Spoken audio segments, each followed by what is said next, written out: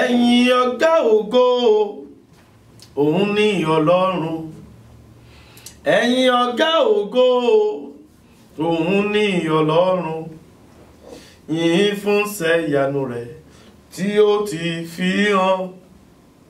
Ó wà pẹ́ láwọn èrò mímọ́ lọ́nà. Ó sì jẹ́ ìmọ́lẹ̀ wọn lọ́sàn-án lóru. Ẹ̀yin áńgẹ́lì dídán lódòrò wúrà. Kí gbogbo yín júbà tẹ́ ń wò ojú rẹ̀.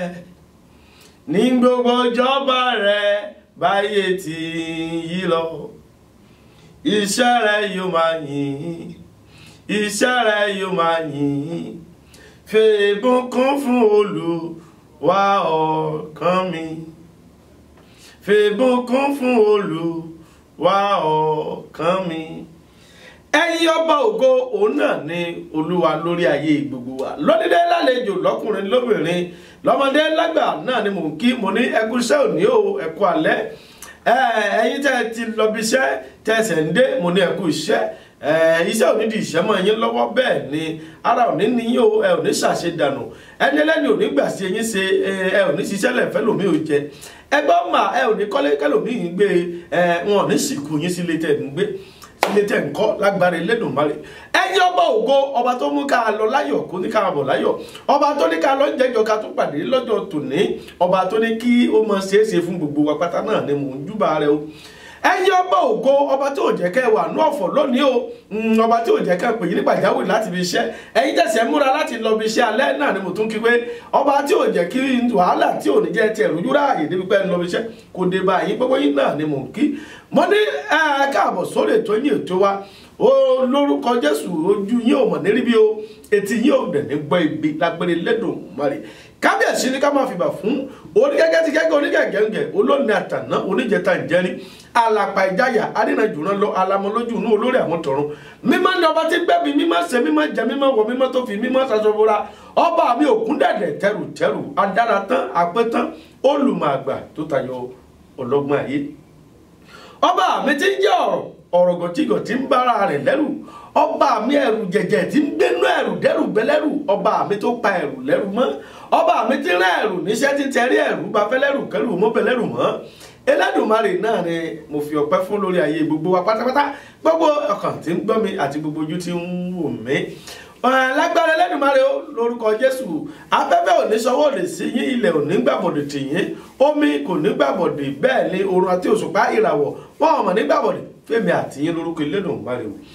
Mo ní ẹ káàbọ̀ sórí ètò yín, ètò wa Kristẹni Ìgbàlẹ̀. Orúkọ èmi ọmọ yín, ọ̀rẹ́ yín, àbúrò yín, ọmọ yín gangan náà ni Evangelist John Kẹ́hìndé Oyèwọlé ọmọ arúgbó ọjọ́. Mo lérò pé ẹ ò ní pè mí lọ́ta yín ṣá o. Tó lónìí lórí ètò yìí, ẹ̀yin tẹ́ ti ń bá wa bọ̀ látọjọ́ yìí, ẹ ti mọ̀ pé Kristẹni Ìgbàlẹ̀ náà ni à ń pe ètò yìí, Kristẹni Ìgbàlẹ̀. Fún àǹfààní bóyá a ní àwọn àlejò nínú ilé wa báyìí tí wọ́n ń wò pé kí ni orúkọ ètò yìí gan, kí ni ètò yìí dálé lórí, Kristẹni Ìgbàlẹ̀, kí ni Kristẹni Ìgbàlẹ̀ gan dálé lórí. Ètò Kristẹni Ìgbàlẹ̀ yìí ó dálé lórí pé àwa Kristẹni òde òní, Kristẹni ìgbàanì àti Kristẹni òde òní, kí ni ìlépa wa, ìgbé ayé wo gan la ń gbé, kí ni ìyàtọ̀ àwọn Kristẹni àtijọ́ àti àwa Kristẹni tòde òní, àwọn ìyàtọ̀ wo ló ti wọnú ìrìn àjò ìpè, àwọn ìyàtọ̀ wo ló ti wọnú ìyìn rere, àwọn ìyàtọ̀ wo ló ti wọnú ìjọ, àwọn ìyàtọ̀ wo ló ti wọnú ìdílé, àwọn ìyàtọ̀ wo ló ti wọnú ayé ẹnìkọ̀ọ̀kan gẹ́gẹ́ bí Kristẹni. Àwọn wọn gan ni wọ́n pè ní Kristẹni. Kí ló bí Kristẹni yìí? Kristẹni yìí kí ló bí tó wá di Christianity? Kí ló bí? Ìgbé ayé wo ni wọ́n gbé kán ló pè wọ́n ní Kristẹni? Ǹjẹ́ ẹ̀sìn ni Kristẹni ni? A ti sọ lórí ètò yìí pé Kristẹni kì í ṣe ẹ̀sìn o. kìrìsìtẹ́nì kì í ṣe ìjọ tó ń lọ o. kìrìsìtẹ́nì ní ṣe pẹ̀lú ayé ìwọ gangan. ẹni tó fi ayé rẹ̀ fún Kristi ni wọ́n pè ní kìrìsìtẹ́nì. ẹni tó yọ̀ǹda ayé rẹ̀, ẹni tó ti sọ ìgbé ayé rẹ̀ ti àtijọ́ di àná, tó ti gbé ìgbé ayé tuntun lónìí, àwọn là ń pè ní kìrìsìtẹ́nì. ní àtijọ́, lóde òní àwa wo ni kìrìsìtẹ́nì? irú kìrìsìtẹ́nì wo là ń ṣe lóde òní? ṣé kìrìsìtẹ́nì ti fi tàtijọ́ ni àbí kìrìsìtẹ́nì ìgbàlódé tí it doesn't matter, it doesn't matter? àwọn tó matter látijọ́ ó ti wá di it doesn't matter lóde òní. gbogbo tó matter látijọ́ ó ti di it doesn't matter lóde òní. tó lórí ètò kìrìsìtẹ́nì ìgbàlẹ̀yé, lórí ètò kìrìsìtẹ́nì ìgbàlẹ̀yé náà láti ń gbé oríṣiríṣi ètò àti ń gbé yẹ̀wò sí ààrẹ wọn. so lórí ètò yìí lónìí, ohun tí a fẹ́ gbé yẹ̀wò lónìí ó náà ni mo pè ní kí ni ìlépa rẹ gan? kí ni ìlépa rẹ? mami dadi nínú ilé, àǹtí bọ̀dá, wòlíì Ọlọ́run ìrìnkọ Olódùmarè, àwọn tá a gbéra kó lórílẹ̀‐èdè Nàìjíríà, and everyone that left his own country to another part of the world. What is your goal? Kí ni ìlépa rẹ? What is your goal as a child of God, as a Christian? What is your goal? Becoming a Christian, what is your goal? Bí o ní Kristẹni, kí ni ìlépa rẹ gan? ọ̀pọ̀lọpọ̀ tó pèrè àyè Kristẹni, ìdí tó fi di Kristẹni ojú pé mi ò lè bí mama, bóyá tí n bá di Kristẹni, bóyá Ọlọ́run máa lè ṣe é tí máa rọ́mọ bí, bóyá Ọlọ́run máa lè ṣe é, máa rí ọkùnrin tí ó fẹ́ mi, tí ó dẹ̀ tájọ gbàdúrà, tí ọmọ fi lè dúró. Kí ni ìlépa rẹ àǹtí mi? Kí ni ìlépa rẹ bọ̀dá mi? Gẹ́gẹ́ bí ọmọ Ọlọ́run, ohun gbogbo tá a fẹ́ ṣe láyé, a gbọ́dọ̀ ní ìlépa. Only leper, only kaka, there must be something, there must be a purpose of it. I want to become a child of God. Why? What is your goal? What is your purpose for it? ọ̀pọ̀lọpọ̀ nínú wa láti sọ ìlépa wa nù. Àti ẹ̀rántí ohun tó jẹ́ ìlépa wa mọ́ nígbà tá a bẹ̀rẹ̀ ìrìn àjò ayé wa nínú Christianity yìí. Ọ̀pọ̀lọpọ̀ ti dé ìlú ọba ti gbàgbé ìlépa àti ilé nǹkan míì. Kí ni ìlépa rẹ? Mami and Daddy nínú ilé gbogbo ọkàn tí ń gbọ́ mi lọ́lọ́kọ́ lẹ́dùnmarè. Ìlépa wa mọ̀ níjà sásán o. Àmọ́yé tó ń ṣẹlẹ̀ nínú ayé ó nílò ká ṣe àgbéyẹ̀wò pé kí ni ìlépa rẹ̀. Gẹ́gẹ́ bí ọmọ Ọlọ́run, Jésù ò wá nítorí àwọn tó gbàgbọ́ nìkan o, ó wá nítorí ẹlẹ́ṣẹ̀. Only I have come because of the sinners. So ẹ̀yin tẹ́ gbogbo ọkàn tí ń gbọ́ mi, má sọ pé ṣe bí ètò Kristẹni nìkan ni. Kí ni ìlépa rẹ gan màmí? Kí ni ìlépa rẹ gan? Kí ni tó gbàgbọ́? Kí ló dé tó fi gbàgbọ́ nínú ẹ̀? Kí ni ìlépa rẹ? Nínú ìrìnàjò ayé rẹ yìí, kí ni ìlépa rẹ? Ìṣe àwọn àpọ́sítélì orí 11. Ó jẹ́ òye wa ìdí tí àwọn wọ̀nyí tó fi pè wọ́n ní Kristẹni. Kí ni ìlépa rẹ tó fi di Kristẹni? Ìwọ Kristẹni tó wá wọnú ìgbéyàwó, kí ni ìlépa rẹ nínú ìgbéyàwó yẹn? Tí ìlépa ọkọ bá ti yàtọ̀ sí ti ìyàwó, ó ṣeéṣe kí ìlépa àwọn méjèèjì ó má yọrí o. Àbájọ tí wọ́n dé máde kú dàbà, ẹnìkan sì ń wò wá lórí afẹ́fẹ́ báyìí o. Bàbá mi ní sọ fún pé padà sẹ́sì àárọ̀ rẹ nínú òun. Go back to the foundation. Go back to the original way of your relationship with God. Tí n bá padà dé láti òkè lọ́hùn, àwa bọ́ kalẹ̀ lójú agbami. Kí ni ìlépa? Kí ni ìlépa? Kí ni ìlépa rẹ̀? Ẹja lókè lọ́nà.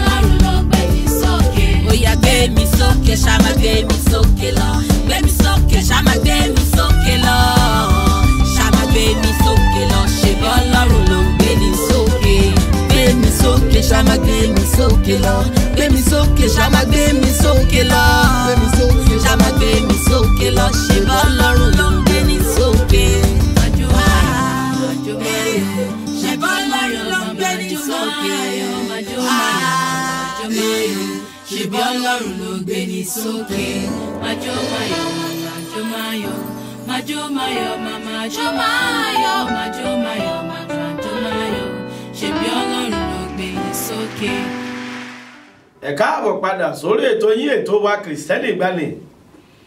Bí mo ti ń sọ ká tó lọ sókè lọ́rùn lẹ́ẹ̀kan wípé ó tá sọ̀rọ̀ lé lórí lónìí ó ní mo pè ní kí ni ìlépa rẹ gan tó fi di Kristẹni. Kí ni ìlépa rẹ gan tó fi di Kristẹni? Kristẹni gẹ́gẹ́ bí mo ti sọ sẹ́yìn lẹ́ẹ̀kan nínú ìwé ìṣe àwọn àpọ́sù orí 11 wọ́n jọ yé wa wípé àwọn tá ń pè ní Kristẹni àwọn tí wọ́n pinnu tí wọ́n ń lépa ìjọba ọ̀run tí wọ́n fẹ́ ṣe ìfẹ́ Ọlọ́run tí wọ́n fẹ́ gbé tí wọ́n fẹ́ hùwà bí Ọlọ́run wọ́n sì fẹ́ gbé ìgbé ayé Kristi tí wọ́n sì ń lépa pé àwọn fẹ́ jẹ́ iṣẹ́ tí Jésù fi rán àwọn dẹ̀ ń lépa láti ṣe kíni láti bá Jésù jọba ní ìkẹyìn wọ́n lépa láti bá Kristi jọba ní ìkẹyìn. Their goal was to do everything possible according to the instruction and the guidance and the teaching of our Lord Jesus Christ in order for them to see Christ at the end. Kí ni ìlépa tiẹ̀ tó fi di Kristẹni? Àwọn ọmọlẹ́yìn Kristi jákèjádò orílẹ̀-èdè àgbáláyé àti gbogbo àwọn ọmọlẹ́yìn Kristi tá a wà lórí Amẹ́ríkà bí ẹ̀yin tẹ́ wà ní Houston bí o àtàwọn tá a wà káàkiri agbègbè àtàwọn tá a wà lórílẹ̀-èdè mìíràn àti gbogbo àgbáyé kí ni ìlépa rẹ gan tó fi di Kristẹni? Kí ni ìlépa rẹ tó fi di Kristẹni? Mo fara mi fún ọ mo kú nítorí rẹ ó fara rẹ̀ sílẹ̀ ó kú nítorí rẹ ó fi ara rẹ̀ jìyà ó rúbọ ẹ̀mí ara rẹ̀ mo fara mi fún ọ kí ni wọ́n fi fún mi mo fi lé ògo mi àti tẹ ògo mi sílẹ̀ nítorí rẹ Olúwa Jésù olùgbàlà ó ní ìlépa tó bá wá sáyé tó fi ìtẹ́ mímọ́ rẹ̀ lẹ̀ tó fi ògo ńláńlá rẹ̀ lẹ̀ tó fi wá sí ayé èṣù ẹ̀ṣẹ̀ yìí ẹ̀ ló mọ́ mi dáàdì nínú ilé ìlépa rẹ̀ náà ni pé láti tú àṣírí òkùnkùn àti ìtànjẹ orí pẹpẹ láti tú àṣírí òkùnkùn àti ìtànjẹ orí pẹpẹ kì í ṣe pé ìgbà tí Jésù wá sáyé àbígbà tó kò láyé ni àwọn wòlíì èké ti wà àwọn wòlíì èké ti wà kí Jésù gan tó dé. Kí ni ìlépa rẹ? Kristi wá sáyé ó ní ìlépa tó wá sáyé fún ó sì pinnu pé ohun tó bá wù ó náà lórí táwọn náà máa kọ. I have decided to follow Jesus. I have decided to follow Jesus. I have decided to follow Jesus. No turning back. No turning back. Mo ti pinnu láti bá Jésù rìnrìn àjò. Mo ti pinnu láti bá Jésù rìnrìn àjò. Mo ti pinnu láti bá Kristi rìnrìn àjò tí ó gbé mi délé ògo. Tó bá pinnu ní tòótọ́ tó ti sọ pé o ti di Kristẹni kí ni ìlépa rẹ mọ́ mi? Tó bá ní ìlépa olùgbọ́ mi nílé tó bá ní ìlépa tó fi di Kristẹni when you have a goal for becoming a Christian, then you will have a focus. You will have a focus. If you don't have a goal, you will be jumping from one hand to another hand. Ẹni tí ò ní ìlépa ní máa ń yà síbí yà sọ́hùn. Àwọn ní ṣẹ́kíní ẹ̀mí àgàbàgebè kò gbóná kò tútù. Ǹjẹ́ irú àwọn bẹ́ẹ̀ kọ́ la pọ̀ nínú ìjọ lónìí? Kí ni ìlépa rẹ̀ gan? Bọ̀dá mi, àǹtí, dádì, kí ni ìlépa yín? Ẹ jẹ́ wo ìwé Jòhánù orí 3 ká tó tẹ̀síwájú. Ìwé Jòhánù orí 3 ẹ jẹ́ ká láti ẹsẹ̀ ìkíní. John chapter 3 Let's start reading from number 1. John chapter 3 from number 1. Let me read in Yoruba, then I will interpret in English. Ọkùnrin kan sì wà nínú àwọn Farisí. Àwọn náà pè ní Farisí látijọ́. Àwọn àlùfáà. Àwọn kí mo pè o, àwọn àlùfáà, àwọn rẹ́fúrẹ́ǹdì, àwọn pásítọ̀ náà ni. Àwọn evangelist ni. Àwọn náà pè ní Farisí látijọ́, àwọn àlùfáà ni. Àwọn adarí ìjọ, àwọn àgbààgbà ìjọ. Ọkùnrin kan sì wà nínú àwọn Farisí tí a ń pè ní Nikodemu, ìjòyè kan nínú àwọn Júù, ìjòyè kan nínú àwọn Júù. Òun náà sì tọ̀ Jésù wá ní òru. Ó sì wí fún un pé, Rábì, kí ló pè ní Rábì? Olùkọ́ni. Àwa mọ̀ pé olùkọ́ni láti ọ̀dọ̀ Ọlọ́run wá ní ìwọ ṣe, nítorí pé kò sí ẹni tí ó lè ṣe iṣẹ́ àmì wọ̀nyí tí ìwọ ìbá ṣe pé kò sẹ́nikẹ́ni tó lè ṣe iṣẹ́ àmì wọ̀nyí tí ìwọ ń ṣe bí kò ṣe pé Ọlọ́run wà pẹ̀lú rẹ̀. Kí ni ìlépa tiẹ̀ náà tó fi tọ̀ Jésù lọ?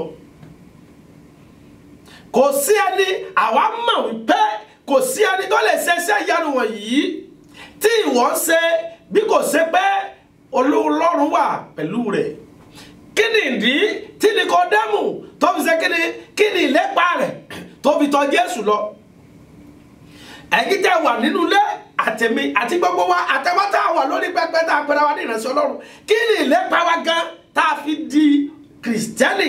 Kí ni ìlépa wa gan tá a fi di pé àwa náà di ìránṣẹ́ Ọlọ́run? Tí Ọlọ́run pè wá ní àbáwá gan náà látọ̀ pé a fẹ́ di ìránṣẹ́ Ọlọ́run. Èmi náà fẹ́ ṣiṣẹ́ pásítọ̀, èmi náà fẹ́ di evangelist, èmi náà fẹ́ di wòlíì, mo fẹ́ ní ẹ̀bùn ẹ̀mí mímọ́. Ó tọ́ ni ẹlọ́ọ̀mà, ó dá kí gbogbo ní ẹ̀bùn ẹ̀mí mímọ́, ṣùgbọ́n kí ni ìlépa rẹ gan? Èmi náà fẹ́ develop ẹ̀bùn orin kíkọ mi, èmi náà fẹ́ lè kọrin, èmi náà fẹ́ máa kọrin káàkiri. Kí ni ìlépa rẹ ẹ̀yin ará? Kí ni ìlépa? There is a goal, there is a purpose behind the decision. Kẹ́ni ó tó fayé rẹ̀ fún Jésù, ó sáà máa ti gbé ayé rẹ̀ yẹ̀wò pé ǹjẹ́ ìrètí mo rìn sótọ́? Ìwàásù yìí, ohun tí wọ́n sọ yìí, ohun tí Kristi sọ yìí, ó wá tún gbé yẹ̀wò, ó dà pé ọ̀nà tó tọ́ nìyí. Mósè wípé èmi ń gbé sílẹ̀ níwájú yín ìyè, ikú àti ìyè, ó ní kí wọ́n yàn kan. Wọ́n gbé yẹ̀wò, wọ́n sì yàn kan. Kí ìwọ náà tó ní pé ó fayé rẹ fún Kristi, ó di Kìrìsìtẹ́nì, àbí òwò kan jẹ́ Kìrìsìtẹ́nì nítorí pé abíọ́sí náà gbé ìgbàgbọ́ ni? Oh, you are just a brother John without Christ in you. Because you are born in a Christian family. Torí pé abíọ́ nínú ilé ìgbàgbọ́, agbolé ìgbàgbọ́ ló fi jẹ́ Kìrìsìtẹ́nì. Your life, your character, your behaviors, everything in you do not reflect Christ. Then you are not a Christian. Pé mo lọ church lọ́jọ́ Sunday, mo kọrin, mo lùlù, mo wàásù, ó ti di Kìrìsìtẹ́nì. Anybody ló lè lọ school kó lọ kẹ́kọ̀ọ́ bí wọ́n ti ń wàásù, ó lè lọ kẹ́kọ̀ọ́ bí wọ́n ti ń kọrin, ó lè lẹ́kọ̀ọ́ bí wọ́n ti ń sọ àsọtẹ́lẹ̀, ó lè lẹ́kọ̀ọ́ ẹ̀kọ́ ìwé school ibi tá ti kọ́ bọ́ ti ń bẹ̀rẹ̀ fọ́ ti wá sí. Araba rebo lẹ́bàá bàbá bo rebo bàbá bo àbí mọ́mí kan ti fẹ́ rẹ́rìn yóò lé wọn lọ́mọkùnrin lágbára náà yóò kù dá fèmí àti ilé ìwé tó ti fẹ́ẹ̀dẹ̀ fọ́ ti wá sí, ilé ìwé bá ti kọ́ bá ti ríran ti wá sí. Ìwọ náà fẹ́ ríran àwọn ibi tó ti lè ríran, àwọn ibi táwọn míì ti lọ ń gbàgbára tó ti fi ríran máa pọ̀ káàkiri. Sì máa ṣe àwọn ìránṣẹ́ Ọlọ́run nìkan lórí rẹ̀. Ẹ má gbàgbé tó ṣẹlẹ̀ nínú ìwé Ẹ́sọ́dù yẹn o. Nígbà tí Mósè ṣe kíni tí Ọlọ́run tó ń gbé jọ ọ̀pá rẹ̀ sílẹ̀, àwọn náà jọ ọ̀pá wọn lẹ̀, bẹ́ẹ̀ kì í ṣe látọ̀dọ̀ Ọlọ́run wá, kì í ṣe gbogbo ìran lọ́tọ̀dọ̀ Ọlọ́run wá, kì í ṣe gbogbo ìyanu náà lọ́dọ̀ Ọlọ́run. mọ́mì lé gbá bí ọ sínú agbo ìgbàgbọ́ kò sọ ọ́ di kìrìsìtẹ́nì. Kí ni ìlépa rẹ̀? Ojú ká ọmọ nígbà tó wà Nàìjíríà mọ́mì, ojú ká ọmọ nígbà tó wà Nàìjíríà dádì, ó tọwọ́ ara rẹ̀ bọ́sọ́ òun hùwà tó yẹ kó wù nítorí pé ojú ká ọmọ, káwọn òbí rẹ̀ má bá sọ̀rọ̀, káwọn ìdílé ọkọ má bá sọ̀rọ̀, káwọn ìdílé ìyàwó má bá sọ̀rọ̀, gbogbo wa ń ṣe jẹ́jẹ́, àwa fi ìwà pamọ́. Ó ti dé Amẹ́ríkà báyìí o, ó ti gbé ìwà yẹn jáde, ọkọ ò lè bọ́ sọ̀rọ̀ mọ́. Àbí bẹ́ẹ̀ kọ́, ìyàwó létí kúkú, ọkọ wọn náà ti wá rí àwọn fàyíngẹ́ níta, àwọn onídìrí báwo lẹ ti pé àwọn onípa kéèkì lójú. Mọ́mì yẹn wé kí lásán pé ipa kéèkì, ẹ̀jẹ̀ mi máa ń pè ipa kéèkì, òun làwọn tí ṣe kí ni àwọn oní mékọ́ọ̀pù. Ẹlòmíì òkúkú mọ̀ kẹ́kẹ́, àánú mi ṣe ọ̀pọ̀lọpọ̀ àwọn ọkùnrin, àwa tá a dèrú jọ tí ìṣàlẹ̀ táwọn ìyàwó wa ò ní fáìn mọ́, tá a ti rí àwọn orun ọmọ lójú ẹlẹ́rẹ́, àwọn tó rẹwà, irọ́ ló wà ń bẹ́ o, pankẹ́ẹ̀kì náà kùn sójú, tó o bá ti di kìrìsìtẹ́nì ní tòótọ́, gbogbo nǹkan yìí yóò máa jọ lójú. Olùgbọ́ mi nílẹ̀, pé wọ́n bí ọ sí agbo ìgbàgbọ́ kò tọ́ di kìrìsìtẹ́nì. Kí ni ìlépa rẹ tó fi di kìrìsìtẹ́nì gan? Nikodemu ní ó ní kò sí ẹni tó lè ṣerú àwọn ìyanu wọ̀nyí tí ìwọ ń ṣe, ohun tó torí ẹ̀ lọ sọ́dọ̀ Jésù, òun ni ìyanu tí Kristi ń ṣe. Ìlépa rẹ̀ ẹjá kà síwájú. Ẹsẹ̀ ìkẹta Jésù dáhùn ó sì wí fún pé lóòótọ́ ni mo wí fún ọ, bí a kò ṣe pé a tún ènìyàn bí, òun kò lè rí ìjàbọ̀ Ọlọ́run. Torí pé Jésù ti mọ ìlépa tó ń bá bọ̀, Jésù ti mọ ìlépa rẹ̀ pé ìyanu ní wá, Jésù ti mọ ìlépa rẹ̀. Olùgbọ́ mi nílé, Jésù ti mọ ìlépa Nikodemu pé ìyanu tó ń rí, ìyanu ló ń wá kiri. Ṣé bí ìyanu ní ìlépa tiẹ̀ náà tó fi lọ ṣọ́ọ̀ṣì? Ó di kìrìsìtẹ́nì nítorí ìlépa pé tí n bá lọ ṣọ́ọ̀ṣì máa rí àwọn ọmọ tó níbẹ̀rù Ọlọ́run fẹ́. Ìlépa tó bá lọ ṣọ́ọ̀ṣì nìyẹn. Nígbà lọ́ndẹ̀ wá ṣe àwọn ọmọbìnrin tó wá ṣọ́ọ̀ṣì náà, àwọn náà ìlépa tí wọ́n náà ní pé táwọn náà bá lọ di ṣọ́ọ̀ṣì, táwọn náà di kìrìsìtẹ́nì, àwọn á rí àwọn responsible man tí ó fẹ́ àwọn. Nígbà bá wọn bá délé tán, àwọn jọ máa fara àwọn yìí, àwọn fara wọn yìí, àwọn fàdúrà jagun rẹ̀. Àbí bẹ́ẹ̀ kọ́, kí ni ìlépa tiẹ̀ náà? Bí kò ṣe pé a bá tún ènìyàn bí, òun kò lè rí ìjọba Ọlọ́run wọ̀. Kó o tó lè di kìrìsìtẹ́nì, ó gbọ́dọ̀ di àtúnbí. Ohun àtijọ́ gbọ́dọ̀ kọjá, ohun tuntun sì gbọ́dọ̀ wù jáde nínú ayé mi àti ẹ. Ó gbọ́dọ̀ ní ìlépa pé ìlépa tó ní ẹnikẹ́ni tó bá di kìrìsìtẹ́nì, ìlépa wa gbọ́dọ̀ jẹ́ nípa bó ìjọba Ọlọ́run. Jésù sọ fún pé ìlépa tí ìwọ bá wá òun ní ìyanu, ṣùgbọ́n ìlépa tí èmi mú wá fún ọ ní o ní pé kó ní ìlépa ìjọba Ọlọ́run. Kí ni ìlépa rẹ̀ bọ̀dá? Ẹ jẹ́ ká sí iwájú ẹsẹ̀ kẹrin. Nikodemu sì wí fún pé a ó ti ṣe lè tún ènìyàn bí nígbà tí òun di àgbàlagbà tán, ó à lè wọ inú ìyá rẹ̀ lọ nígbà kejì kí a sì bí. Jésù dáhùn sí wípé lóòótọ́ ni mo wí fún ọ, bí kò ṣe pé a fi omi àti ẹ̀mí bí ènìyàn, òun kò lè wọ ìjọba Ọlọ́run. Ẹ̀yin tí a bí nípa ti ara ni, èyí tí a bí nípa ti ara ni, èyí tí a sì bí nípa ti ẹ̀mí ni. Kí ẹnu kí ó bá ṣe yà ọ́, nítorí pé mo wí fún ọ pé a kò lè ṣe aláìtún yín bí. Sátìrì Jésù sọ fún pé mo mọ ìlépa rẹ tó ń bá bọ̀. Ẹ̀yin ìránṣẹ́ Olúwa, ẹ̀yin dádì, gbogbo ọkàn tí ń gbọ́ mi nílé, àwa kìrìsìtẹ́nì ìgbàlódé yìí, àwa kìrìsìtẹ́nì millennium, àwa kìrìsìtẹ́nì new era, àwa kìrìsìtẹ́nì computer age, kí ni ìlépa rẹ? Kí ni ìlépa rẹ? Tí a bá jọ ní ìlépa kan náà, tó bá jẹ́ ìpè ìlépa ìjọba Ọlọ́run náà lájọ ń lépa, mami, ó bá jẹ́ pé ìjọba Ọlọ́run náà lájọ ń lépa tó fi di kìrìsìtẹ́nì, ó dá mi lójú pé pásítọ̀ kan kò ní di babaláwo lẹ́ẹ̀kan náà. Ìyá kan ò ní sọ pé ọmọ tó nìkan ni kó dìde kó jẹ́ èèyàn káwọn ọmọ ọlọ́mọ máa jẹ́ èèyàn. Ó tí ìlépa èmi àti rẹ bá já pé ìkan náà nínú Kristi ni, a ní ṣọ̀tẹ̀ ara wa, a ní máa ṣọ̀tẹ̀, a ní ṣe ìbanijẹ́ ara wa.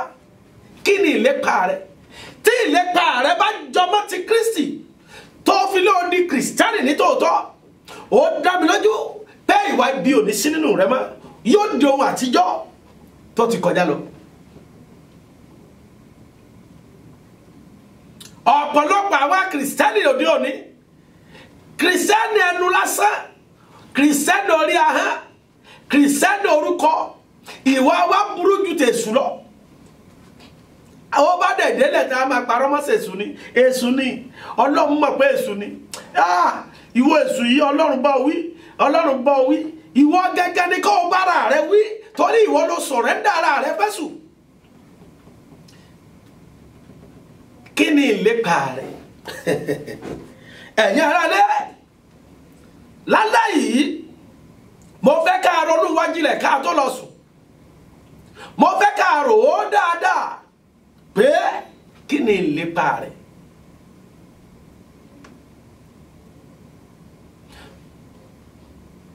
Ìjọba ọ̀run lèrè onígbàgbọ́ o. Ìjọba ọ̀run abẹ́ ti gbàgbọ́ oníyẹn ni è. Torí orin yóò wà melodious, àfẹ́ mọ́ gbà àwọn orin bẹ́ẹ̀ mọ́. Lèrè onígbàgbọ́ o. Àlùjọ olókùn lẹ́yìn ń gbà.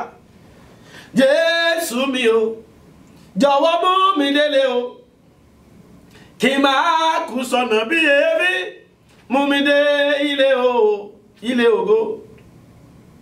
Olùgbọ́ mi nílé, ẹ̀yin ará lé, gbogbo ọkàn tó ń gbọ́ mi, kí ni ìlépa yín? Mo bá máa mú bọ̀ lẹ́yìn ọ̀kọ̀ọ̀kan.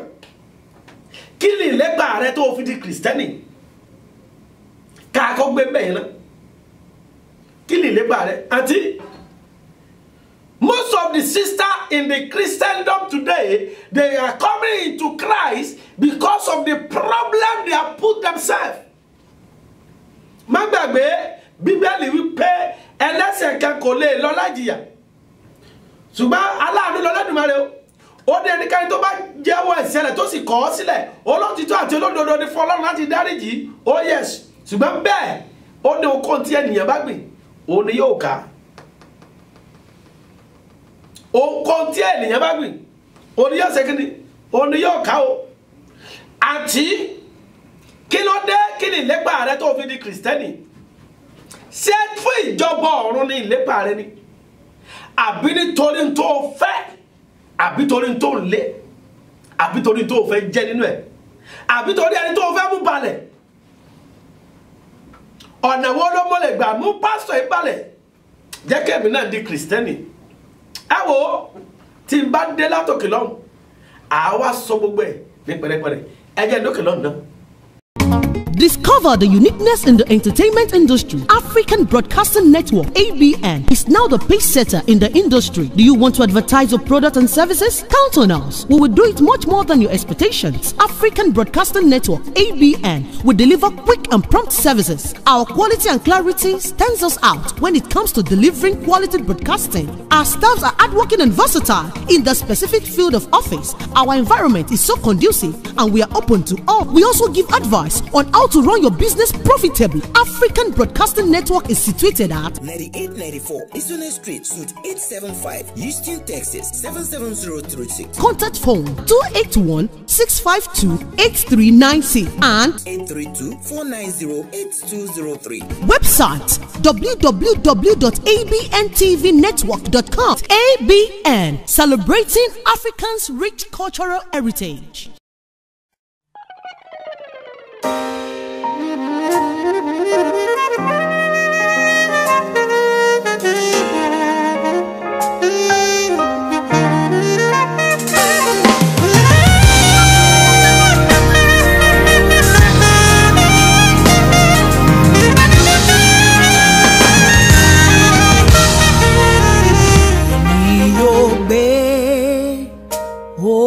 To me, sorry, okay, one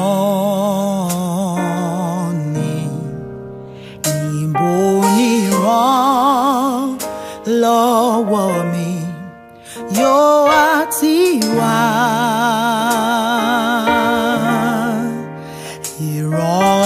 ìrànlọ́wọ́ mi yóò tọ́ wá Olúwa wá tí ó dá ọ̀run òun ayé.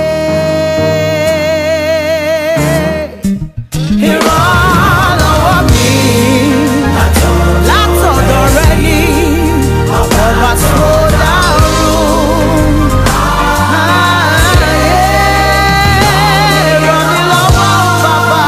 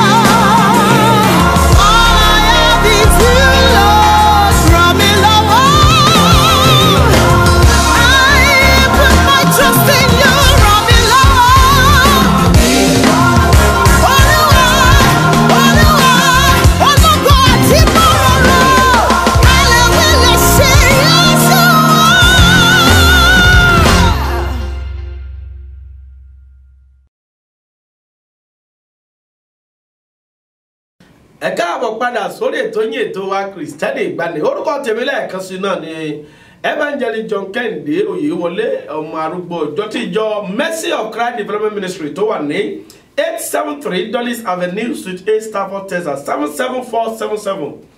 Mercy of Christ Development Ministry tó wà ní 873 Dulles Avenue Suite 8 Stafford, Texas 77477.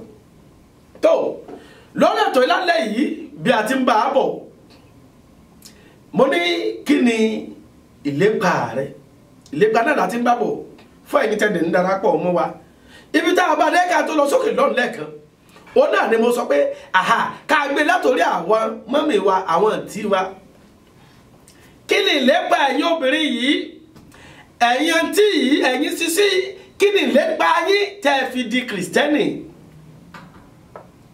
kí ni ìlépa yín tẹ́ fi di kìrìsìtẹ́nì tẹ́ fi dọmọ lọ́nkàn ṣé ìlépa pé ẹ fẹ́ dé ìjọba ọ̀run ni àbí ìlépa ìyanu kan tẹ́ ń wá ìlépa pé tí n bá di kìrìsìtẹ́nì tí n bá lọ chọ́ọ̀chì dédé tí mo bá hùwà pẹ̀lẹ́pẹ̀lẹ́ màá rí responsible man tí yóò fẹ́ mi abájọ tí a bá fẹ́ responsible man tán tí ìpínyà fi ń dé nínú àwọn program wa tá a ti sẹ́yìn ìkẹwà tí a sọ pé kí ló dé tí a fi ní single mother single parent nítorí pé púpọ̀ nínú àwa tá a pera wa ní kìrìsìtẹ́nì ẹ̀tàn ló gbé wa wọnú ẹ̀tàn la fi wọnú ìgbàgbọ́ ẹ̀tàn ní ìlépa wa ẹ̀tàn náà nítorí pé a fẹ́ lé ọkọ tá a rò pé ọmọlúàbí ni láti inú ìjọ ọkùnrin tí wọn náà dẹ̀ fẹ́fẹ́ òun náà fi ẹ̀tàn wọnú ìgbàgbọ́ òun náà wá ọmọbìnrin tó hùwà jẹ́jẹ́ ọmọlúàbí ẹ wá fi ẹ̀tàn pàdé ẹ̀tàn sì tú yín ká ìwà ọ̀bára mu mọ́ ìwà oríṣiríṣi lókùtà wá wù ó wá bẹ̀rẹ̀ sí ní ya ìyàwó lẹ́nu sínú ọkọ tí mo fẹ́ lì ní ọmọ pẹ̀lú òfin àpamọ́ ni bẹ́ẹ̀ ni ọkọ náà wọ́n ṣé pé ìyàwó tí mo fẹ́ bó ṣeré ni mí ìmọ̀ pé òfin àpamọ́ ni èèyàn mà lé o ẹ̀yin méjèèjì lẹ́jọ́ lé torí pé ìlépa tẹ́ ẹ fi wọnú ìgbàgbọ́ gan kò mọ́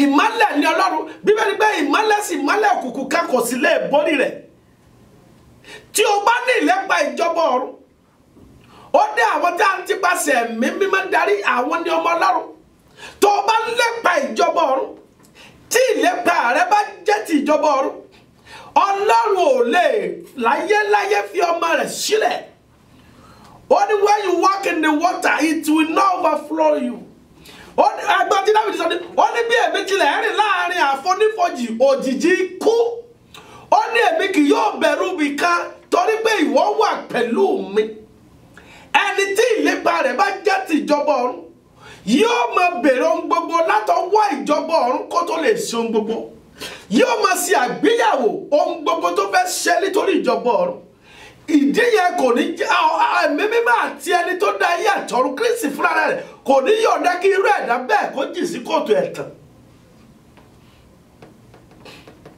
ṣùgbọ́n kí la wá àwa náà dàbí Níkódémù tó torí ìyanu tọ̀ Jésù lọ lóru òru nìkan òru ní àwọn aṣẹ́bíbí ń ṣèkà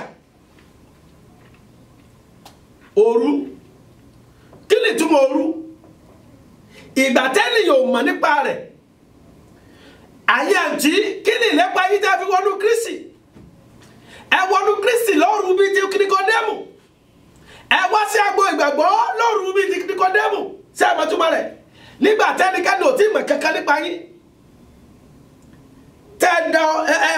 ẹ dá sọ́gbọ́n àná torí pé àwọn èèyàn ò mọ̀ nǹkan tẹ́ ẹ ti ṣe ẹ wá wọnú Kristi ẹ wá gbé ń tẹ́ ẹ jẹ́ pamọ́ bẹ́ẹ̀ lọ́pọ̀lọpọ̀ obìnrin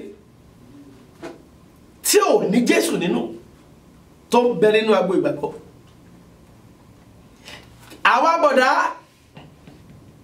àwa dádì kí ni ìdí tó fi kí ni ìlépa yìí gan tẹ́ fi di kìrìsìtẹ́nì mo lákà àwọn kan o wọ́n fi tí wọ́n bójú mọ́ mo kàn lọ chọ́ọ̀chì ni kò ní mọ́ ìjà yorí mi àti màpá wọn yóò ní wọn ò fàyè wọn ò ní ìlépa ìjọba ọ̀run wọn ò ní Kristi wọn kàn dé èrò ìjọ ni wọn ṣe èrò ìjọ ni wọn náà kúkú identify ara rẹ gẹ́gẹ́ bí èrò ìjọ jẹ́ àwọn irú èèyàn tó jẹ́ tó bá fẹ́ mu sìgá mú kàn rí ọ má mú ní kọ̀rọ̀ kó wá dàbí rí alágàbàgebè tó bá fẹ́ mu sìgá mú níbi tá yóò ti rí ọ o fẹ́ mọ tí mú bí tá yóò ti rí ọ má fi bojú jẹ́ ká mọ̀ pọ̀ lọ́tí ni ọ má fi bojú má jẹ́ ká mọ̀ pọ̀ ní sìgá ni ọ má dé jọ kó dàbí áńgẹ́lì kan angel Gabriel angel John angel Ebenezer angel whatever name you call yourself àbí bẹ́ẹ̀ kọ́ angel náà ni nínú ìjọ ṣùgbọ́n ní kọ̀rọ̀ lé rẹ ní kọ̀rọ̀ yàrá àti ibi tí àwọn ẹmẹ̀wà rẹ ti jọ ń pàdé angel ọlọ́tí ni ọ angel onísìgá. Kí ni ìlépa tá a fi di Kristẹni kan? Olùgbọ́ mi nílẹ̀, ìlépa yín wo gan kí ni ìlépa yín tẹ́ fi di Kristẹni tẹ́ fi wọnú agbo ìgbàgbọ́? Àwọn Kristẹni ti gbani, àwọn tó ṣetán tí ìlépa tí wọn náà dọ́gbọ́n ti Kristi pé ìjọba ọ̀run níṣẹ́. Ẹgbọ́n tí Paul wí ni, kí ni ó àyà mí? Kí ni ó àyà mí kúrò nínú ìfẹ́ Kristi? Kí ni nǹkan náà? Ìlépa mi ni pé mo fẹ́ rí Kristi níjọba ọ̀run. Wọ́n sọ Stephen lókúta, àwọn ikọ̀ àtìríjú òde òní. Wọ́n sọ Stephen lókúta, síbẹ̀ ìlépa rẹ̀ sì dúró lórí pé mo fẹ́ rí Kristi. Wọ́n àti sọ àwọn wòlíì òde òní lókúta, àwọn bàbá àgbààgbà, àwọn young minister of God. Wọ́n àti sọ wọ́n lókúta, àti pé àwọn wòlíì kan ní òkè Fàrà, àti pé wọ́n lókè Sòyí. Ẹ bá mi ṣiṣẹ́ lórí lágbájá, ó ń disturb mi, ó ń ní mi lára. Lágbájá ṣẹ̀ dé báyìí ni, ó ṣẹ̀ bẹ̀rẹ̀ ìjọ ni, ó ń ní mi lára. Wọ́n àti sọ wọ́n lókúta nìyẹn o. Ẹ sì lẹ́ẹ̀pẹ̀rẹ̀ ayé ní Kristẹni. Irú kí ni ìlépa? Ẹni tí ìlépa rẹ̀ bá jẹ́ ti ọ̀run, ẹni tí ìlépa rẹ̀ bá jẹ́ ti ìjọba ọ̀run, ìwà rẹ̀ náà kọ́, iṣẹ́ rẹ̀ yóò fi hàn pé ìjọba ọ̀run nílé. Kì í ṣe àwọn tí wọ́n fi irọ́ bo irọ́ mọ́lẹ̀ o. Tá a bá rí ọ̀pọ̀lọpọ̀ mo ń bọ̀ wá sórí ìtàwọn àránṣẹ́ Ọlọ́run bí ó tá a bá sọ́lọ́ ní aṣọ lọ́sẹ̀ tó ń bọ̀. Ẹ̀yin bọ̀dá, kí ni ìlépa yín? Kí ni ìlépa yín tẹ́ ẹ fi di Kristẹni? Kí ni ìlépa rẹ gan tó fi di Kristẹni bọ̀dá mi? Ṣé torí pé ilé tá a ti bí ọ àbí torí pé ọmọ pásítọ̀ ni ọ? Ilé onígbàgbọ́ láti bí ọ, àwọn òbí rẹ onígbàgbọ́ ni wọ́n, o sì fẹ́ káwọn òbí rẹ rí ọ gẹ́gẹ́ bí aláìgbàgbọ́, níwọ náà ṣe kí ni ló fi ń pretend, ló fi ń díbọ́n bí pé onígbàgbọ́ ni ọ. Ìlépa rẹ yàtọ̀ sí tiwọn, má parọ́. Kí ni ìlépa rẹ gan? Ǹjẹ́ a lè rò ó jinlẹ̀ dáadáa? Torí tí ènìyàn bá ta ènìyàn, o lè tẹ́ láàrẹ́. Bẹ́ẹ̀ o lè tẹ́ ẹni tó dá ayé àti ọ̀run tí ń gbé nínú rẹ̀. Torí tí o bá sí Ọlọ́run nínú rẹ̀, o ní sí mọ́. Ìwé Genesis, ó ní omi èémí ìyè sí nínú, ènìyàn sì di alààyè. Omi èémí ìyè sí, ènìyàn sì sí kíni, ó sì di alààyè. Kí ni ìlépa rẹ̀? Ènìyàn sì di alààyè ọkàn bí mo ti ń sọ bọ̀ lẹ́ẹ̀kan. Ẹ wò ó, dádì mi, mọ́mì, àǹtí, bọ̀dá, ẹ̀yin dádì orí yín láwà o. Kí ni ìlépa yín gan? Kí ni ìlépa yín? Ẹ̀yin dádì, ìlépa yín tẹ́ ẹ fi di Kristẹni. Kí ni ìlépa yín tẹ́ ẹ fi di Kristẹni? Ṣé torí ìjọba ọ̀run ni? Àbẹ́yìn náà yọ́lẹ̀ wá lóru nítorí ìyanu? Ẹ fi aṣọ bo àná, ẹ fi aṣọ bo ń tẹ́ ti ìlépa yín, ẹ fi ẹ̀tàn wá sínú ìgbàgbọ́, ẹ fi ẹ̀tàn wá sínú Kristi. Kí ni ìlépa yín ẹ̀yin dádì? Ṣé torí ìyanu ni? Ogun tí ń bá yín fínra nínú ilé tí ẹ ti jáde, ìlépa bí ogun tí ẹ máa ṣẹlẹ̀ fi wọnú ìgbàgbọ́ kì í ṣe torí ìjọba ọ̀run. Ọ̀pọ̀lọpọ̀ tó jẹ́ pé torí ogun tó máa ṣẹ́ ní ìlépa rẹ̀ wọnú ìgbàgbọ́, àwọn náà máa ń sì wàhálù, náà máa ń wùwàkiwà nínú ìgbàgbọ́ náà. Ogun ní kò ṣẹ́, wọn ò ṣetán láti gbé ìgbé ayé ìwà bí Ọlọ́run wọn ò ní fi ìfẹ́ ìjìnlẹ̀ ìfẹ́ òtítọ́ Kristi hàn fẹ́nikẹ́ni. Irú àwọn bẹ́ẹ̀ wọ́n lè lu jìbìtì, irú àwọn bẹ́ẹ̀ wọ́n lè parọ́, wọ́n lè banijẹ́, wọ́n lè ṣe àkóbá fún ẹlòmíràn, wọ́n lè sọ̀rọ̀ ẹ̀yìn, wọ́n lè ṣẹ̀tàn. Àwọn ìwà tí Ọlọ́run ò fẹ́ wọ́n lè wú, wọ́n á máa sùn, wọ́n á máa dìde lójoojúmọ́ nítorí pé kíni ìlépa tí wọ́n bá wá sínú ìgbàgbọ́ òun ni kí ogun ó ṣẹ́, kì í ṣe pé kí wọ́n gbà tọwọ́ wọn lọ. Ohun àtijọ́ sì wà nínú àwo tuntun tí wọ́n gbé dání. Ìgò tán gbé dání ló jọ mọ́ọ̀tì àbí bẹ́ẹ̀ kọ́, ọtí àti ògógóró ni wọ́n rán sínú ẹ̀. Ẹ̀yin dádì, kí ni ìlépa tiyín tẹ́ fi di Kristẹni? Nikodemu wá lóru, ó yọ́lẹ̀ wá, ó ní àwa mọ̀ wípé ẹgbọ́n tó sọ ni, ó ní Rábì, àwa mọ̀ pé olùkọ́ni láti ọ̀dọ̀ Ọlọ́run wá ní ìwọ ń ṣe, nítorí pé kò sí ẹni tí ó lè ṣe iṣẹ́ ìyanu wọ̀nyí tí ìwọ ń ṣe bí kò ṣe pé ọ̀dọ̀ Ọlọ́run wá, bí kò ṣe pé Ọlọ́run wà pẹ̀lú rẹ̀. Oh, Rabbi, we know that thou art a teacher come from God, for no man can do these miracles that thou doest, except God be with him. He came for miracle. Those who came for miracle came by night. What do I mean by that?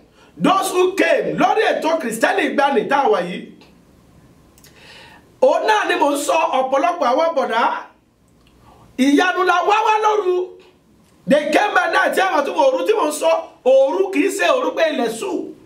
Òru ni dídásọ́gbó èròǹgbà tá a torí ẹ̀ wá. Dídásọ́gbó èròǹgbà tá a torí ẹ̀ wá. Àdìbọn ayọ́lẹ̀ àfintá ajẹ́ pamọ́, wọ́n fi tẹ́ńjẹ́ pamọ́ kọ́mọ́ bá a rí. Òru la fi ń ṣe bí òru la fi ń ṣèkà àbí bẹ́ẹ̀ kọ́. Torí ìyanu ogun tó máa ṣẹ́ lọ́pọ̀lọpọ̀ fi ṣe kíni ló fi wá sínú agbo ìgbàgbọ́. Ìlépa wọn ó yàtọ̀ sí ìlépa àwọn tá a pè ní Kristẹni látijọ́. Abájọ ìgbàgbọ́ dé ó ti wù lóde òní. Àwọn míì ti jókòó sílẹ̀, mi ò fẹ́ lọ sí chọ́ọ̀chì, mi ò fẹ́ lọ sí àwọn African church yẹn, mi ò fẹ́ lọ sí àwọn tójú mi rí gan. Ìwọ gángan kí ni ìlépa rẹ? Ìwọ tó fẹ́ jókòó sílẹ̀ ẹ̀ lọ́ọ̀mà irú ìwà wo gan ni wọ́n gẹ́gẹ́ ní? Kí ni ìlépa rẹ tó òfin tó dá nínú ẹlòmíì? Ṣé gbogbo àwọn tí ó sọ yìí náà ni ìwà wọn burú ni? Ẹjẹ́ agbéra wa yẹ̀ wò, ẹjẹ́ asíra wa lẹ̀ pẹ́rẹ́gẹ́dẹ́ ká lè mọ ibi tá à ń bára wa lọ. Òwò ayé akọjá lọ, ó gbogbo ní òkọjá lọ, ọ̀rọ̀ Ọlọ́run nìkan ní òní kọjá. Ìlépa rẹ ibi tó bá lọ yóò sì hàn garagba. Ẹ má gbàgbé orin mi album tí mo ṣe láàsì, ìmí sì ń bọ̀ lọ́nà pẹ̀lú àṣẹ Elédùmarè. Ìmọ́lẹ̀ kan bọ̀ tí yóò tàn kárí ayé, tó bá ti tàn gbogbo àṣírí òkùnkùn wá tú.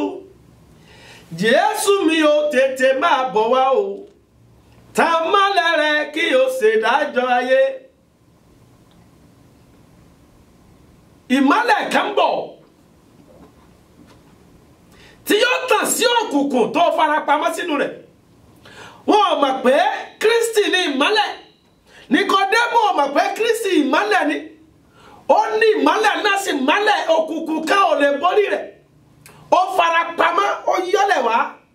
Ó ní àwa mọ̀ pé olùkọ́ni, àwa mọ̀ pé látọ̀dọ̀ Ọlọ́run wá ni ó, torí ìyanu tó ń ṣe èyí tó ń bá wá ní ìyanu. Ìyanu ló yọ́lẹ̀ wá fún lóru. Ṣùgbọ́n kò mọ̀ pé ìmọ́lẹ̀ ni Kristi olùgbàlà. Kò mọ̀ pé ìmọ́lẹ̀ ni Kristi olùgbàlà. Pé ó àti òkùnkùn àti ìmọ́lẹ̀ kedere níwájú Elédùmarè. ọba tó dá ayé tó ní àkóso ayé ní ìkáwọ́ rẹ̀.